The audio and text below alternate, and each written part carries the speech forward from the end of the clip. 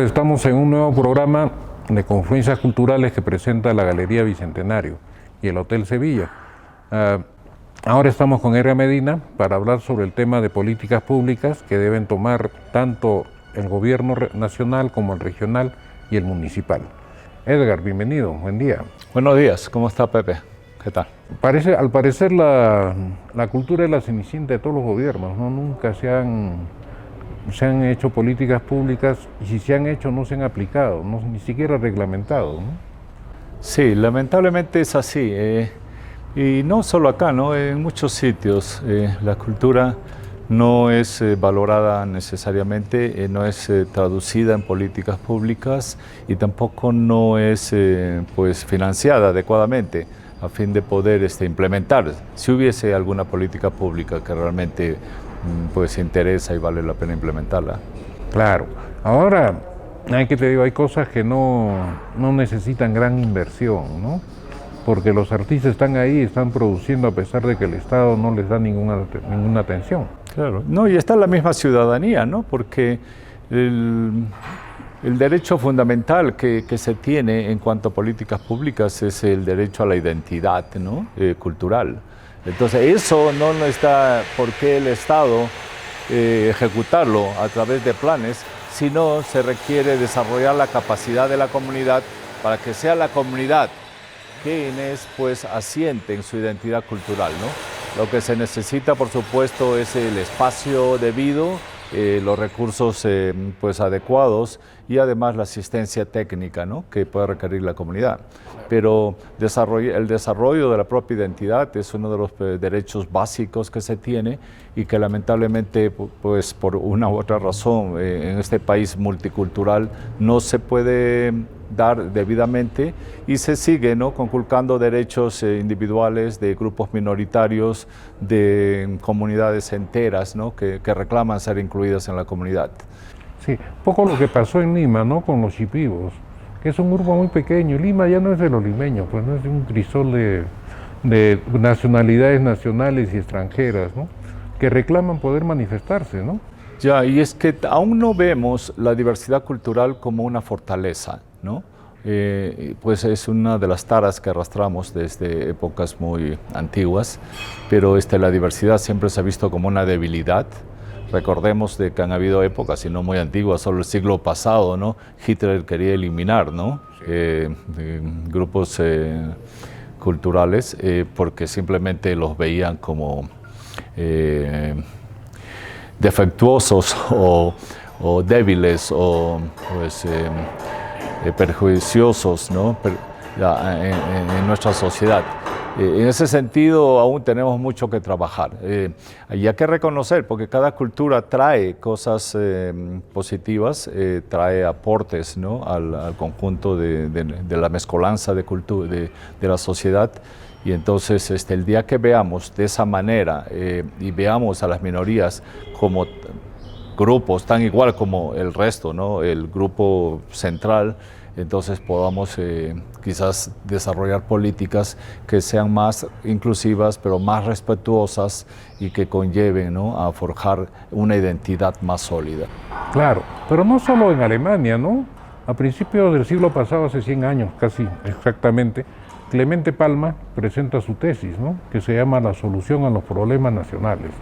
Y para él la solución a los problemas nacionales era la eliminación de la población andina y todas ellas que no fueran europeas, ¿no? Pedía que se pueble el Perú de campesinos alemanes, ¿no? Entonces, pero eso que en ese momento se declara tan brutalmente, es algo que siempre ha estado, ¿no? Siempre lo que es nuestro, lo que es propio, siempre ha estado marginado y no hay ninguna política que tienda a protegerlo, ¿no? Sí, realmente están desamparados, ¿no? Es la buena fe, la buena voluntad de la propia comunidad la que va empujando, ¿no? A ello, pero también no podemos esperar del Estado, el Estado no lo va a hacer, o sea, el Estado lamentablemente tiene otras ocupaciones, otros intereses y quienes están, por supuesto, controlando el Estado no ponen mayor interés, ¿no? Y eso un poco repercute cuando hablabas del Ministerio de Cultura, por decir en Perú, es como, y siempre lo han dicho, que era como el patito feo de los de los ministerios. Y Ayacucho también es una ciudad algo así, ¿no? Recuerden que ahora en la pandemia tenemos al ministro de Cultura que nos lo han mandado a nosotros, ¿no? Y como si, ok, lo mandamos a este que es al último de las regiones para que controlen. Pero así ven la cultura. Y otro de los derechos culturales importantes es el derecho a la educación, ¿no? A educarnos en cultura. Claro. Y debería haber, mayor, contribución. Recordemos que ahora con la pandemia y en muchos países, dentro de los paquetes que hay para que los niños vuelvan a las escuelas, están incluyendo clases de música, clases de arte, porque saben de que hay un problema, ¿no?, de salud mental agravado, y que a través de la educación y a través de la cultura en las escuelas se trata de aminorar, ¿no? Se trata de calmar. Entonces, el derecho a la educación y a la cultura es importante. Siempre en las escuelas, lamentablemente, lo hemos llevado como un curso electivo o un curso muy secundario. A veces el maestro no era ni siquiera un egresado de la Escuela de Bellas Artes o de la Facultad de Música o de algún Facultad de Artes, ¿no? O sea, simplemente era un relleno. Pero tenemos ese derecho, ¿no? A ser educados, a recibir educación en arte, ser educados, y no solo a nivel escolar, sino también como adultos. Entonces, acá los gobiernos regionales y locales deben jugar un papel muy importante en implementar clases de artes para adultos. Las universidades deben tener clases de extensión universitaria en la que, pues, con cursos selectivos, ¿no?, y sin créditos, puedan otorgarse a la comunidad, ¿no? Entonces, eso permitiría a todos, ir educándonos más y también aplicar un poco, porque tenemos el derecho a la creatividad, ¿ok? Y a expresar nuestra creatividad. Entonces, pero si no tenemos, los vehículos necesarios para poder nosotros expresar, ¿no?, nuestra creatividad, es muy difícil. Entonces, acá se reclama a nivel local eso. No he visto mucho, ¿no?, de escuelas de arte. El gobierno local, a veces hay un pequeño, ¿no?, esfuerzo acá y allá, pero generalmente va dirigido a sectores vulnerables o a sectores muy específicos, pero debería ser en general a la población, ¿ok? Porque el arte no discrimina, el arte está en todos los segmentos, y el arte a veces es caro también, si es que uno de manera privada quiere conseguir, ¿no?, algunas clases en uno u otro materia. Sí, incluso en los institutos particulares que hay, bueno, en Lima, es carísimo, ¿no? Más caro que una universidad privada, ¿no? Pero bueno, tienen su gente, ¿no? Funcionan porque hay alumnos que se matriculan. O sea, hay una demanda por el arte, por comprar obra artística y por producir obra artística uno mismo, ¿no? Pero que no es atendido. Antes, acá en Huamanga, yo me acuerdo hace ya unos 15 años, ¿no?, las vacaciones útiles incluían clases de arte, ¿no?, de dibujo, de pintura, hasta de escultura, de modelado. Ahora ya no, ¿no? Ahora ha sido todo deporte y algo de computadoras, ¿no? Bueno, y este año nada, pues, definitivamente. Y no, y es una lástima que se vaya perdiendo, ¿no? Y recuerdo mucho también cuando las instituciones públicas tenían los juegos florales, claro. No sé si recuerdas, pero era parte, pues, de desarrollar la creatividad en los empleados y fomentar, ¿no?, el desarrollo espiritual, emocional, pues artístico de cada quien, y ahí uno encontraba buenas obras, ¿no? Uno encontraba de que empleados comunes y corrientes eran buenos poetas, buenos pintores, buenos escultores. Entonces, eso se ha ido perdiendo, pero las instituciones públicas tienen también ese trabajo que hacer, ¿no? Esa vez eran más conscientes, creo, de la forma de atender la salud mental de la gente, ¿no? Ahora nada, ninguna hace juego. Claro, un poco hacen con el deporte, me parece, pero el deporte no es todo, ¿no? Es importante, pero no es todo. Entonces, sí debemos fomentar que el gobierno local y regional, trabajen eso a nivel de instituciones públicas, claro. Porque instituciones públicas celebran todo, ¿no? Día de la madre, del padre, del hijo, de todas las celebraciones, pero ¿por qué no tienen un día del arte, ¿no? Un día de cultura, un día de diversidad cultural, un día de aprender, ¿no?, unos de otros, porque y eso lo hacen, estoy viendo, pensando en países donde hay mucha migración, en la que pues hay un día, ¿no?, de cultural, de apreciación a la diversidad, en la que cada cultura trae, ¿no?, su vestimenta, su comida, ¿no?, sus objetos de arte para compartir con las otras culturas. Y acá también, si vemos, o sea, cuando hablamos de diversidad cultural, estamos llenos de gente de otras culturas, ¿no? Sí, sí, sí. Entonces, ahí escuchaba algo de a Fermín Rivera cuando hablaba de que Ayacucho es la región más diversa del Perú incluso, ¿no?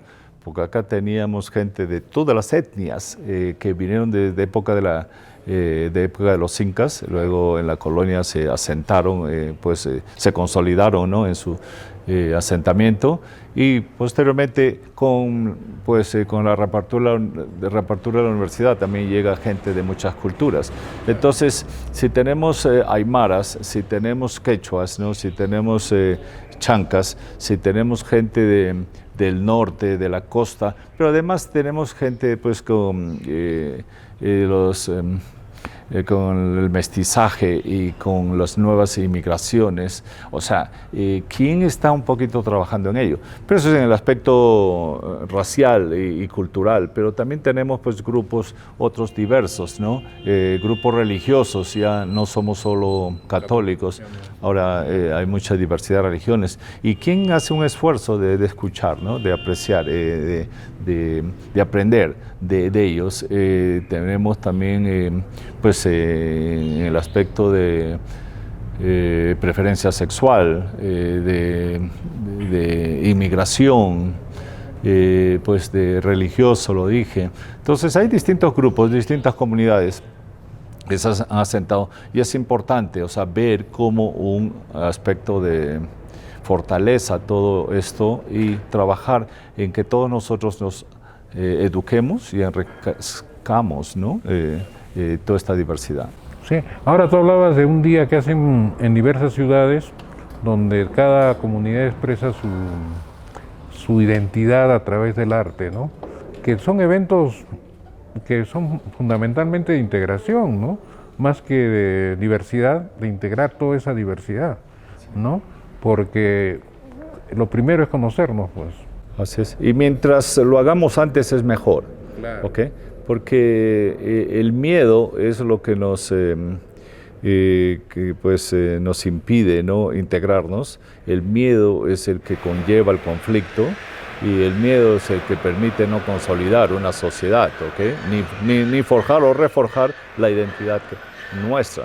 Entonces, sí es importante que alguien trabaje en ello, y diario hay que hacerlo, porque esto es como cuando hay opresión o cuando hay discriminación o racismo, o sea, tú no puedes parar, ¿ok? Porque el racismo, la discriminación o la opresión no para. O sea, tú de igual manera tienes que trabajar diario. O sea, entonces tienen que haber programas, y no solo programas, sino políticas, porque hay que cambiar a la persona, pero también hay que cambiar a las instituciones y hay que cambiar al sistema, ¿no? Entonces es un trabajo titánico, de largo alcance, pero que día a día tenemos que hacer. Sí, lógico, pero que lamentablemente no se hace nada en ese sentido, ¿no? No se reconoce la diferencia. Y esas diferencias están hasta entre los ayacuchanos. Si tú piensas, por ejemplo, una de las pocas cosas que se ha hecho fue una ordenanza regional que reconocía 3 idiomas propios, aparte del castellano, en Ayacucho, ¿no? Y que según esa ordenanza debían salir todos los documentos, todas las decisiones del gobierno regional en esos 3 idiomas. Nunca se hizo, pero al menos era un reconocimiento que no somos pues uniformes, somos distintos los ayacuchanos entre nosotros. Son importantes los reconocimientos, pero no son suficientes, ¿no? Claro. Por decir, fue una vergüenza que una tesis en quechua, la primera creo que fue, pero fue hecha en España, ¿no? En una universidad española. Luego ya la San Marcos empezó a ejecutar, pero ¿qué esperábamos nosotros, o sea, en reconocer? Claro, y en Ayacucho, donde tenemos la comunidad académica quechohablante más grande del Perú, ¿no? Entonces, ¿qué esperan, no? Porque no lo esperábamos, ¿no? ¿Qué esperamos? Porque hasta ahora no se hace. Y ese es un derecho, ¿no? A nuestra identidad, pero también a a usar nuestro patrimonio, ¿no? Este caso es un patrimonio, ¿no? No material, pero es una lengua que pues, nos hace algo especial, ¿no? Y diferente a otros. Y todos de alguna u otra manera hemos sido expuestos de niños y de jóvenes y adultos, y todos pues entendemos, hablamos perfectamente o somos completamente bilingües, y entonces, pero alguien o entre nosotros, o en este caso los centros pues, universitarios, tienen que fortalecer que eso sea, ¿no? Un valor, algo que nosotros digamos con orgullo. Sabes que soy bilingüe, soy quechua hablante, pero nos quedamos solo con lo que aprendimos en casa, ¿no?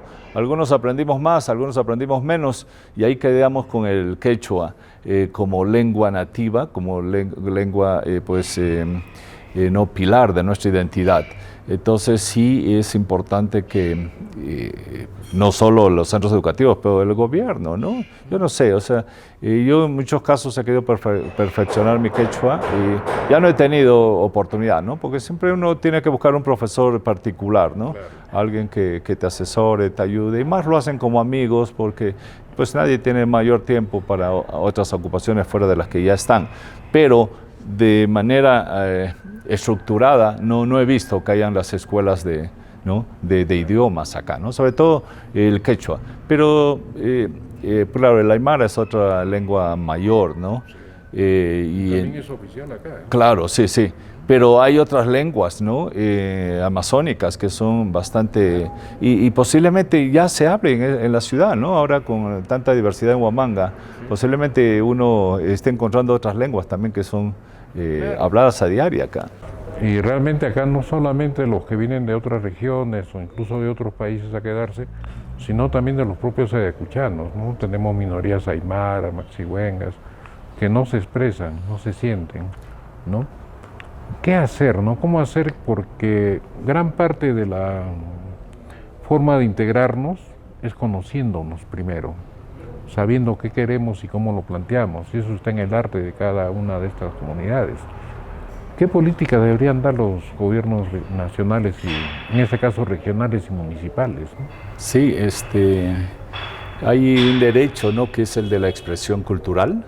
O sea, todos tenemos derecho a expresarnos culturalmente, de aprender y enseñar, pero además exponer lo que nosotros desarrollamos individualmente o colectivamente.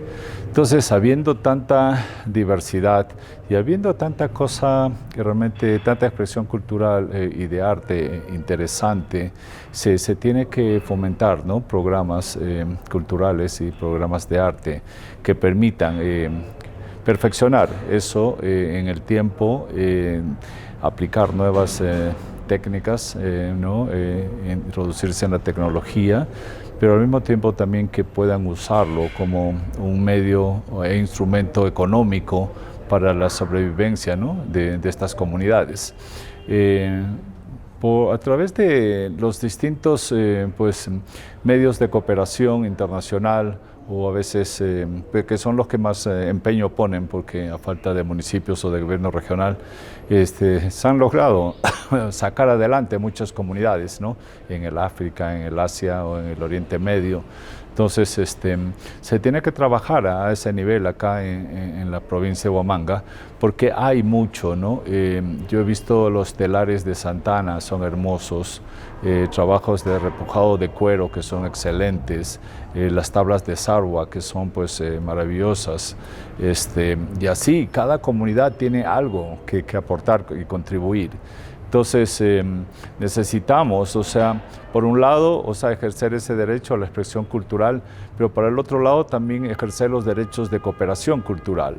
La cooperación cultural tiene que ver con la participación, ¿okay?, en la formulación, en el diseño, formulación e implementación de las políticas públicas. O sea, si mantenemos cerrado el gobierno regional tal como es hoy en día, si mantenemos cerrado el municipio y los municipios tal como es como hoy día, o sea, no hay conexión, ¿no?, comunidad, autoridad. O sea, hemos elegido autoridades que simplemente hacen lo que les da la gana. Necesitamos que la autoridad recuerde que ellos recogieron la voz de la comunidad para hacer una campaña y prometer de que ellos iban a responder a la comunidad en sus necesidades, porque el arte y la cultura es eso, ¿no? Expresión de nuestra forma de vida, expresión de nuestras capacidades artísticas y pues la búsqueda de una mejor convivencia, ¿no? Y de objetivos que logren una mejor calidad de vida de cada uno de nosotros. Entonces, se requiere que en este derecho cultural, de cooperación cultural, podamos trabajar y se pueda aperturar puertas.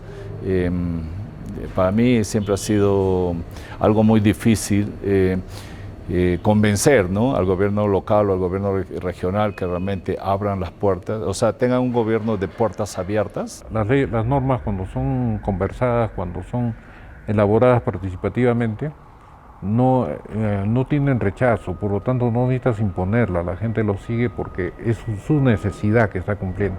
No es algo que no pasa acá, ¿no? En el caso del arte, por ejemplo, nunca han sido llamados los artistas a ser consultados sobre una política referente al arte. Sí, y eso se requiere, recuerden, toda norma consensuada, toda política consensuada va a durar, ¿no?, por la eternidad. Cuando te imponen de arriba para abajo o cuando es la ocurrencia del día, ¿no?, la política que salga, lamentablemente no tiene éxito, se va a archivar y ahí quedó, ¿no? Y seguimos postergados y seguimos sin poder desarrollar nuestros derechos culturales. Bueno, el mejor ejemplo, lo que dices, es esta cuarentena, ¿no?, que la impusieron contra la voluntad de la gente y simplemente no se cumple, ¿no? Bueno, Edgar, ya cerrando, un último mensaje sobre esto de políticas culturales, ¿no? Sí, bueno, es importante que se discuta, ¿no?, permanentemente las culturas culturales. El día que dejamos de discutir sobre arte, cultura, identidad, desarrollo, entonces estamos retrocediendo. O sea, pensemos que hay propuestas buenas como la mesa temática de cultura, hay las propuestas de impulsar galerías de arte, hay hablamos sobre las talleres o clases de quechua que deberían haber escuelas de quechua. Pues hablamos de cómo fortalecer nuestra identidad, pero esa identidad diversa, ¿no?, multicultural, que quizás muchos de nosotros no conocemos siquiera lo que es, ¿ok? Cada quien nos estamos imaginando, pero todos tenemos miedo a discutir porque no sabemos cuál va a ser el resultado final. Pero hay que tomar riesgos y hay que confrontarlos y participando activamente pues en lo que desde la trinchera de cada quien, yo creo que vamos a lograr siempre los cambios que se deseen. Claro, además discutir no es pelear, ¿no? Discutir es intercambiar ideas, ¿no? Y probablemente sale algo mejor, ¿no? Generalmente sale algo mejor. Bueno, hasta acá llegamos en este bloque y continuamos con el programa.